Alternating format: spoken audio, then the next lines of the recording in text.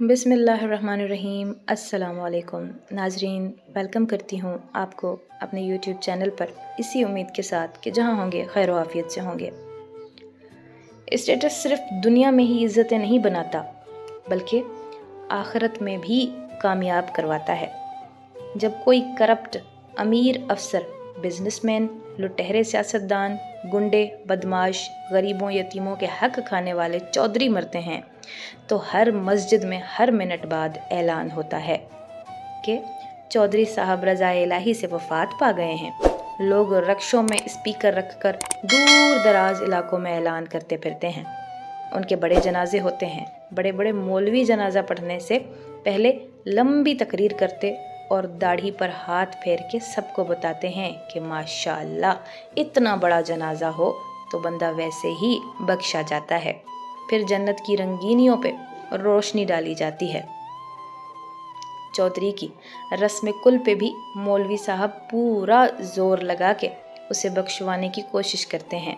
लंबी लंबी सूरतें पढ़ी जाती हैं। अमीर लोग कुरान ख्वानी के लिए रेंट पे हफ्फाज कराम मंगवा लेते हैं। और जब कोई गरीब मरता है, जब कोई गरीब मरता है तो जानिए क्या होता है। मस्जिद वाले ये कहकर वापस भेज देते हैं कि स्पीकर खराब है, ऐलान नहीं हो सकता। जनाजे में चंद लोग होते हैं और मौलवी भी बगैर तमहीद के जनाजा पढ़ाकर जान छुड़वाने की कोशिश करते हैं। अगर थोड़ी बहुत तमहीद पढ़े भी तो दोज़ख की बातें बताई जाती हैं और गरीब की लाश को निशान इबरत बना दिया जाता है। गरीब की रस्म कुल पे मौलवी बगैर गला फाड़े सूरह कौसर पढ़ के चले जाते हैं। ईद की नमाज भी उस वक्त तक नहीं पढ़ाई जाती जब तक अच्छे स्टेटस वाले लोग सिफें चीरते हुए आकर पहली कतार में खड़े ना हो जाएं। अफ्तारियों में भी ऐसा ही सलूक होता है। अफ्तारियों में अच्छे स्टेटस वाले बेरोज़ादार लोगों के लिए रंग बिरंगे खानों से आरास्ता अलहदा दस्तरखान लगाए जाते हैं, जहां अजवा खजूरें पड़ी होती हैं। और गरीब, जी जानिए कि गरीब मुत्तकी रोज़ादारों को सड़ी हुई खजूरों और फीकी शिकंजबीन के गिलास से अफ्तारी करवाई जाती है। महफिल नात के मेहमानों खुसूसी भी अच्छे स्टेटस वाले लोग होते हैं, जिनसे नात ख्वानी बार बार इजाज़त लेके की जाती है कि चौधरी साहब हुक्म करें तो नात शुरू करूं। जब चौधरी नए नोट फेंकता तो नात ख्वान की आवाज़ से मज़ीद इश्क रसूल सल्लल्लाहु अलैहि वसल्लम चलकता है।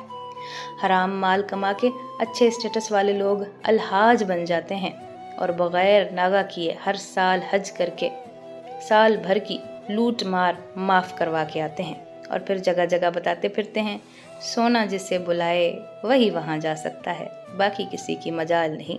सोने का बड़ा करम है मुझ पे, हर साल बुला लेता है।